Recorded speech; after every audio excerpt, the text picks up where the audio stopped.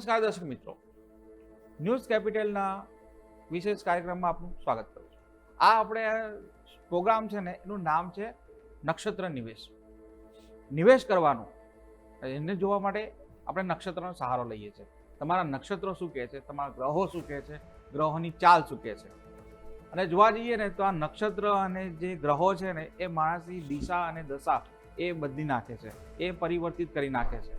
તો આ બધા કહેવાય ને કે આ પ્રોગ્રામની અંદર આપણે જોઈશું કે નક્ષત્રો શું કહે છે, આવતા અઠવાડિયાના શું કહે છે. સાથે આપણે એ પણ જોઈશું કે 2 તારીખે જે છે ગુરુ છે એની ઉચ્ચ રાશિમાં જઈ રહ્યા છે, એના પર પણ આપણે ચર્ચા કરીશું. પણ જોવા જઈએ ને તો નક્ષત્ર અને નિવેશ બે સંદર્ભમાં જોવા જઈએ ને તો ખાસી એવી સિમિલરિટી અંદર આપણને જોવા મળે છે. જો માર્કેટની અંદર જોવા જઈએ તો સેન્સેક્સનું નામ જ છે સેન્સેક્સ. એ કહેવાય ને કે સેન્ટિમેન્ટ ઉપરથી જ નામ પડ્યું છે સેન્સેક્સ. એની અંદર જેમ આપણે કહેવાય ને કે નક્ષત્રમાં જે કે ભરતી ઓટ આવે છે, ભરતી ઓટના દિવસે કહેવાય કે એવી રીતે આપણે બજારની અંદર પણ કહેવાય કે તેજી મંદી આવે છે. ઘણી વખતે જોવા જઈએ તો નક્ષત્ર સારા હોય તો માર્કેટ છે એ સરસ રીતે ચાલે, અને ઘણી વખતે જો ખરાબ ગ્રહો હોય, ખરાબ નક્ષત્ર હોય તો માર્કેટની અંદર મંદીનો માહોલ છે. તો આ આગામી સપ્તાહમાં માર્કેટ કેવું રહેશે, કયા નક્ષત્રો ઉપર માર્કેટ છે ચાલી શકે છે, એ બધાની છે આપણે બધી વાત કરીશું. અને આ ચર્ચા માટે આપણી સાથે જોડાયા છે ગુજરાતના જાણીતા આચાર્ય શ્રી જ્યોતિષ આચાર્ય મહાદેવભાઈ પૂજારી. એ આપણને સમજાવશે કે આવતા અઠવાડિયે માર્કેટમાં શું ચાલ ચાલશે, નક્ષત્રો કેવા રહેશે, નક્ષત્રોના આધારે તમે કઈ રીતે માર્કેટના ટ્રેડ કરી શકશો, નક્ષત્રોના આધારે જે કહેવાય કે તેજી મંદી થશે, એ બધાની આપણે એમની સાથે ચર્ચા કરીશું. તો સ્વાગત છે શાસ્ત્રીજી આપનું અમારા કાર્યક્રમમાં. અને જો કહેવાય કે મારા દર્શક મિત્રો છે, તમારા આપણે છેલ્લા એપિસોડને જોયો, લાસ્ટ એપિસોડમાં જોયું તો લાસ્ટ એપિસોડની અંદર બહુ સારો એવો પ્રતિભાવ મળ્યો હતો. અને દર્શક મિત્રો અમને કહેતા હતા કે ભાઈ આવા પ્રોગ્રામો તમે કરતા રહો.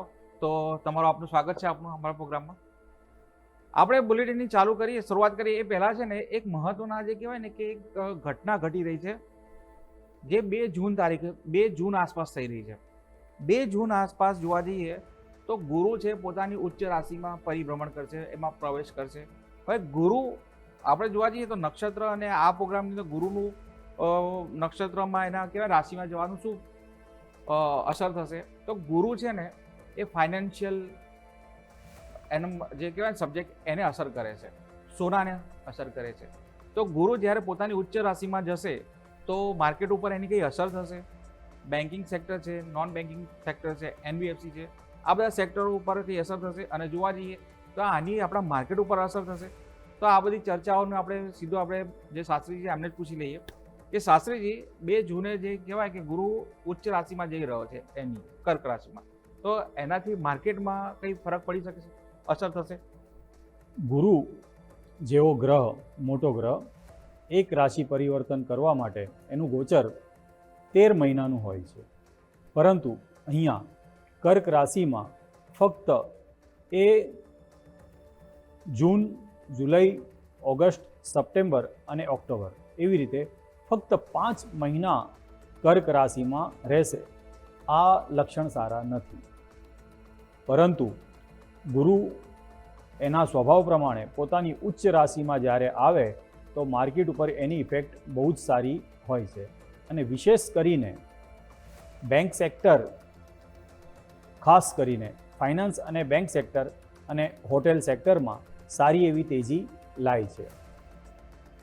અને સિંહ રાશિમાં 31 ઓક્ટોબરના દિવસે સિંહ રાશિ પ્રવેશ કરે છે. પરંતુ 13 ડિસેમ્બરના દિવસે જ્યારે ગુરુ વક્રી થશે ત્યારે ગોલ્ડમાં બહુ સારી એવી તેજી દેખાય છે.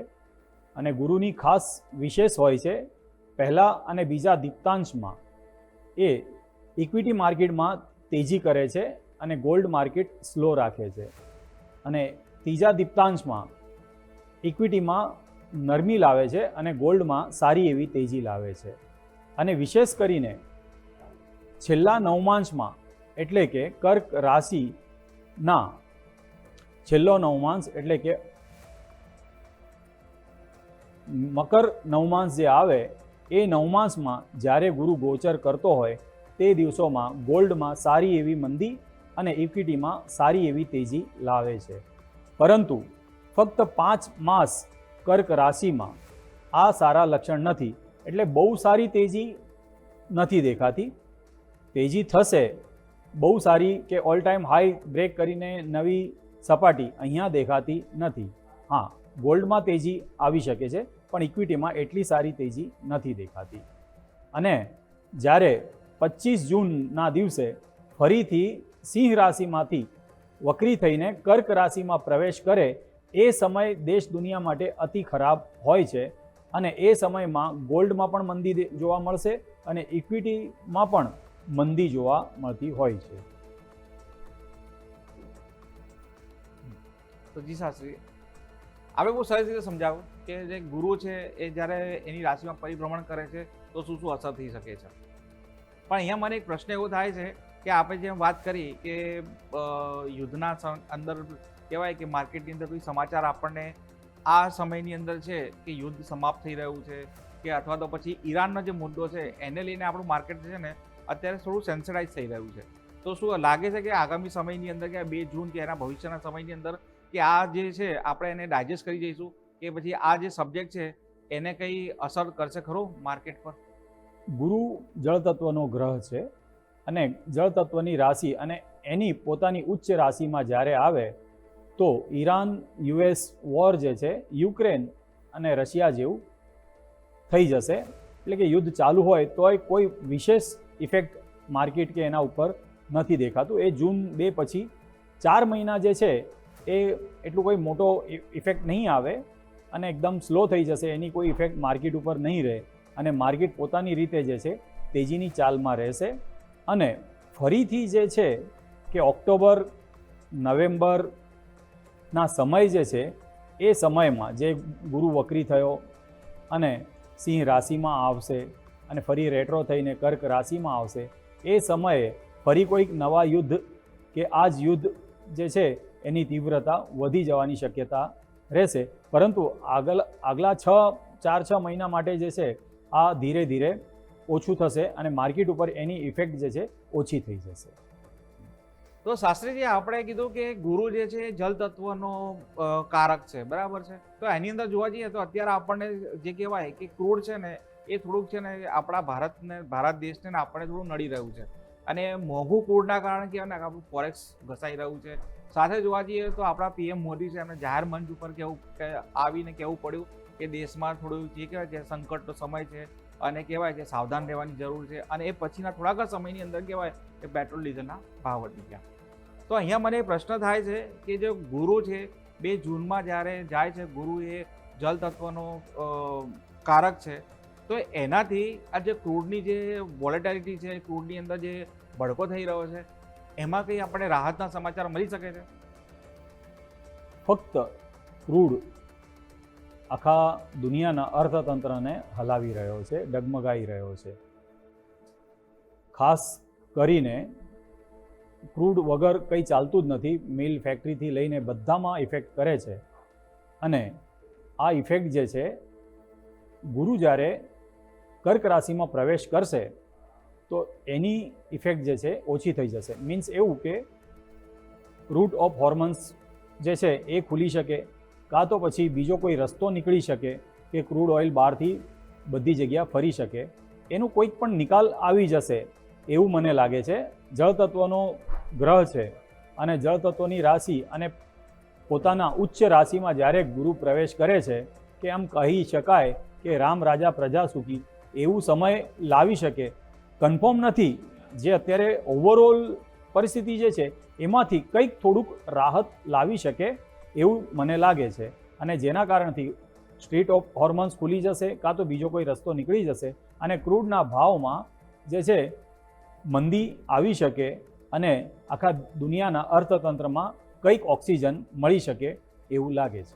ધન્યવાદ શાસ્ત્રીજી. તમે જે એક શબ્દ બોલ્યા ને એ પરથી મને એમ કે કંઈક ઓક્સિજન મળશે. અત્યારે એ કહેવાય ને કે ક્રૂડ જે છે ને એ એના કારણે આપણા કહેવાય કે દેશને પણ કહેવાય કે તકલીફમાં આવી રહ્યું છે.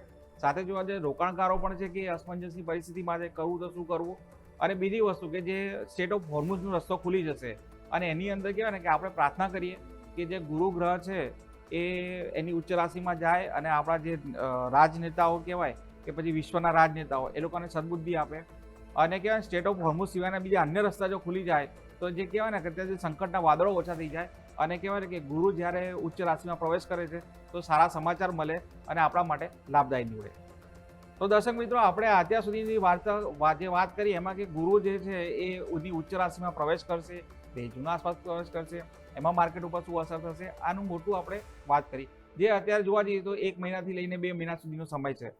પણ આપણા રોકાણકારો એમને તો જોવું હોય કે કહેવાય ને કે તાત્કાલિક ઇન્ટ્રાડે વાળા, તો ઇન્ટ્રાડેની અંદર આપણે વાત કરીશું કે ભાઈ હવે આગામી સપ્તાહનું આઉટલુક કેવું રહેશે એના ઉપર ચર્ચા કરીશું. અને એ બી ચર્ચા કરીશું ખાલી દિવસ પ્રમાણે નહીં, કલાકો પ્રમાણે, કે એ દિવસની અંદર જોવા જઈએ તો એ દિવસ અને સમયની અંદર કયા ગ્રહો છે, કયા નક્ષત્રો બેસે છે અને એની અંદર કઈ રીતે ટ્રેડ કરવું અને માર્કેટ ક્યાં જશે એની પણ આપણે ચર્ચા કરીશું.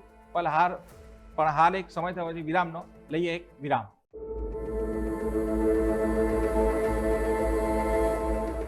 બ્રેક બાદ આપનું સ્વાગત છે દર્શક. બ્રેક પર પહેલા જતા આપણે વાત કરી હતી કે આપણે તો બધા કહેવાય ને કે 2 મિનિટ્સ મેગી ઇન્સ્ટન્ટ ખાનારા. તો આપણા જે કહેવાય ને કે જે ટ્રેડર્સ છે ને એ આપણા એક ટ્રેડર્સની એક છે ને એક અલગ પ્રકારનો વર્ગ છે કે જે ઇન્ટ્રાડે વાળો છે, જે દિવસે ને દિવસે જે છે ને કે આજે રોક્યા ને કલાકમાં લઈને નીકળી ગયા. એ કરવાવાળો એક મોટો ટ્રેડ થયો છે અને એના હિસાબે તો કે સેબીના આંકડા પણ આપવા પડે છે કે ઓપ્શન જે ટ્રેડર્સ છે, ઓપ્શન ટ્રેડિંગ કરવાવાળા, એનો સંખ્યામાં ધીમે ધીમે વધારો થઈ રહ્યો છે. તો એ જે એવા ટ્રેડર્સ છે કે જેને દિવસે કહેવાય ને ઇન્ટ્રાડે કરવું છે અથવા તો પછી કહેવાય ને કે નાની મોટી સ્વિંગ પોઝિશન લેવી છે, 2 દિવસની 3 દિવસની સ્વિંગ પોઝિશન. આમ જોવા જઈએ તો સ્વિંગ પોઝિશન તો લાંબી કહેવાય કે 7 દિવસથી વધારાની હોય, પણ જે કહેવાય ને કે એને આજે રોકાણ કર્યું છે ને કાલ માટે કંઈક એને પોઝિશન લેવી છે માર્કેટને લઈને ખાસ કરીને, તો એના માટે છે ને અમારો એક આ છે કે ને એક ખાસ પ્રોગ્રામ છે અમે જે લઈને આવ્યા છે. એની અંદર અમે છે ને માર્કેટનું આઉટલુક આપીએ છીએ, પણ એ શું ભવિષ્યનું, અઠવાડિયાનું, સોમથી શુક્ર માર્કેટ કેવું રહેશે, માર્કેટ ખુલે ત્યારે કેવું રહેશે, માર્કેટ જ્યારે બંધ થશે ત્યારે કઈ રીતનું બંધ થશે, એનું કહેવાય ને કે એક પ્રિડિક્શન કરવામાં આવે છે, એની એક ધારણા બાંધવામાં આવે છે, એની સંભાવના વ્યક્ત કરવામાં આવે છે. અને એમાં આપણે મદદ કરે છે શાસ્ત્રીજી. શાસ્ત્રીજીનો કહેવાય ગહન અભ્યાસ છે, એનું રિસર્ચ છે, વર્ષોના રિસર્ચ અને અભ્યાસ પછી જ આ રીતની જે કહેવાય ને કે એક ગુડવિલ જે કહેવાય ને કે ટેલેન્ટ જે કહેવાય ને એ વિકસે છે. તો શાસ્ત્રીજી પાસેથી આપણે જાણીએ કે સોમવારથી શુક્રવાર માર્કેટ કેવું રહેશે, કયા નક્ષત્ર કયા ગ્રહોમાં ખુલશે અને માર્કેટની ચાલ કેવી રહેશે એના ઉપરની આપણે માહિતી આપશે. આપણે સમજીએ એમની પાસેથી કે માર્કેટનું આઉટલુક કેવું રહેશે. શાસ્ત્રીજી, આવતા સપ્તાહમાં 25 તારીખથી લઈને 29 તારીખ સુધી જો માર્કેટનો વ્યૂ કહીએ તો હજી પણ માર્કેટ રેન્જ બાઉન્ડમાં જ રહેવાની શક્યતા છે. બહુ મોટા મુવમેન્ટ નથી, પણ વોર ઇફેક્ટ એનું કોઈક પણ અસર થઈ શકે છે. વિશેષ કરીને આપણે સોમવારથી વાત કરીએ, 25 મે સોમવારના દિવસે જ્યેષ્ઠ અધિક માસ શુક્લ પક્ષ 10મી છે અને ઉત્તર ફાલ્ગુની નક્ષત્ર સિંહ રાશિ 9:09 સુધી પછી કન્યા રાશિમાં ચંદ્ર પ્રવેશ કરશે. અને ફિલ્ટર કરીને જે મારો એસ્ટ્રોલોજીકલ સમય જે છે એમાં પ્રથમ ફર્સ્ટ હાફ 1:25 સુધી માર્કેટમાં સારી એવી તેજી દેખાય છે અને 1:25 પછી ક્લોઝિંગ સુધી જે છે એ ડાઉનફોલ આવી શકે કાં તો પછી માર્કેટ રેન્જ બાઉન્ડ થઈ શકે છે. બીજા દિવસની વાત કરીએ, 26 મે 2026 મંગળવાર જ્યેષ્ઠ અધિક માસ એકાદશી છે અને એ વૃદ્ધિ છે. મિત્રો, અહીંયા એકાદશી તિથિ જે છે એ તેજીકારક હોય છે, પરંતુ જ્યારે કોઈ પણ તિથિ અને નક્ષત્ર કોઈ પણ વૃદ્ધિ થાય તો એ મંદીકારક હોય છે. અને હસ્ત નક્ષત્ર કન્યા રાશિમાં ચંદ્ર રહેશે. મંગળવારનો દિવસ નિફ્ટીની એક્સપાયરી છે, તો અહીંયા ફર્સ્ટ હાફ એટલે કે 12:40 સુધી ડાઉનફોલ આવવાની સંભાવના વધારે છે. 12:40 લઈને 2 વાગ્યા સુધી માર્કેટ મોસ્ટલી રેન્જ બાઉન્ડ રહેવાની સંભાવના છે અને 2 વાગ્યા પછી ફરીથી જે છે એ ડાઉનફોલ આવવાની શક્યતા છે. આમ કહીએ કે મંગળવારનો દિવસ માર્કેટ સેલ ઓન રાઇઝ અને વિશેષ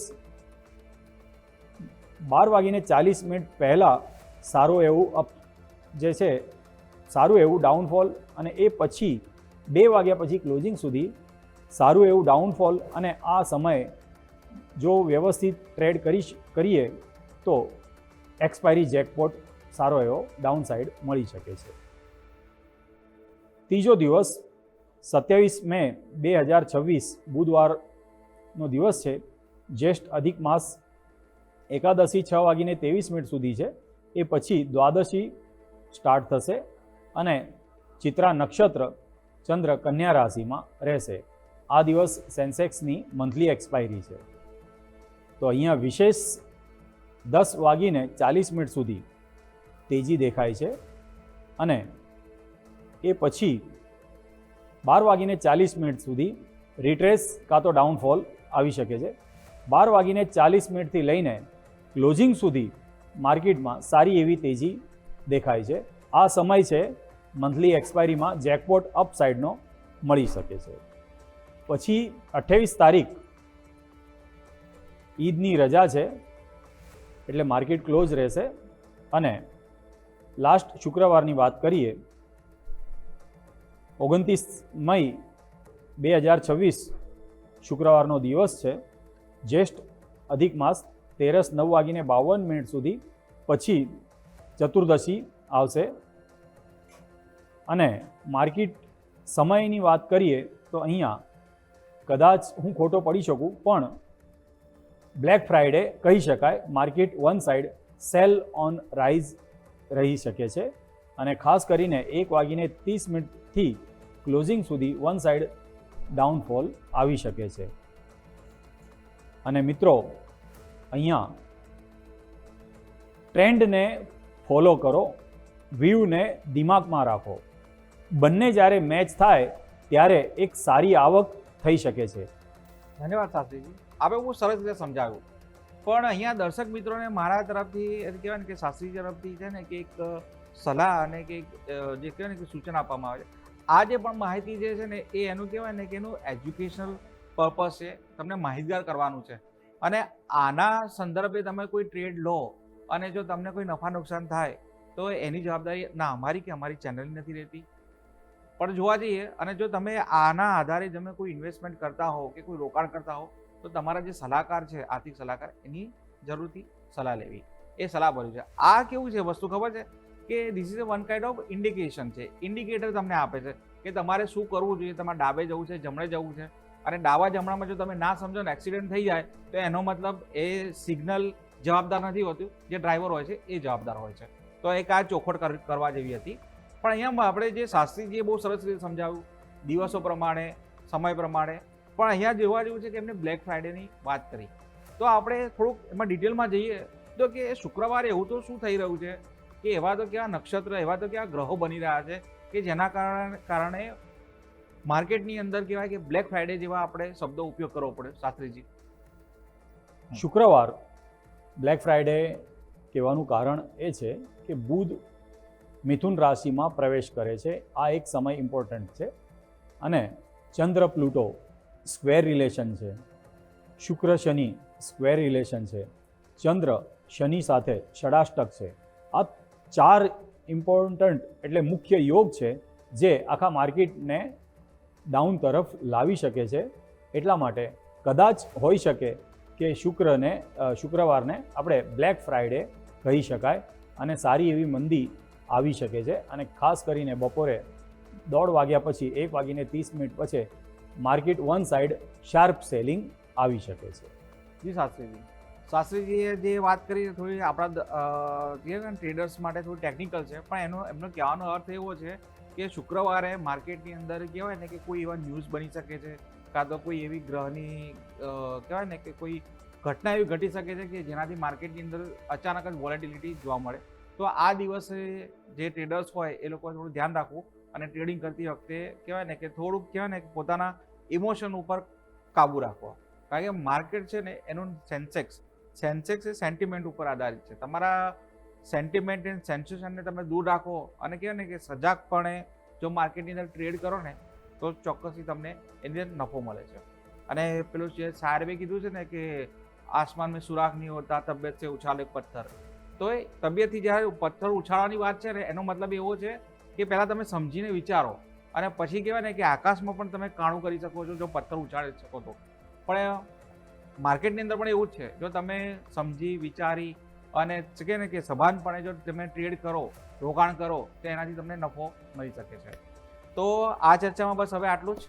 આપણી સાથે શાસ્ત્રીજી જોડાયા, આપણે એમનો આભાર માનીએ કે આપણને બહુ સરસ રીતે એમને સમજાવ્યું, બહુ ડિટેલમાં એમને વસ્તુ આપી, માહિતી આપી અને કહેવાય ને કે દિવસનું અને કલાક પ્રમાણેનું એમને કીધું છે કે માર્કેટ કઈ દિશામાં જઈ શકે છે અને એની જે સંભાવના જે વ્યક્ત કરી છે એ નક્ષત્ર અને ગ્રહોના આધારિત એમને સંભાવના વ્યક્ત કરી છે. તો દર્શક મિત્રો, આ બુલેટિનમાં બસ આટલું જ. હવે પછીના બુલેટિનમાં આપણે એવો કોઈ રસપ્રદ વિષય કે રસપ્રદ સબ્જેક્ટ લઈને આવીશું કે જેની અંદર આપણે મજા પડે, આપણે રસ પડે અને આપણે નફો થાય. કારણ કે ન્યૂઝ કેપિટલ માર્કેટ અમે છીએ નફાનું નવું સરનામું.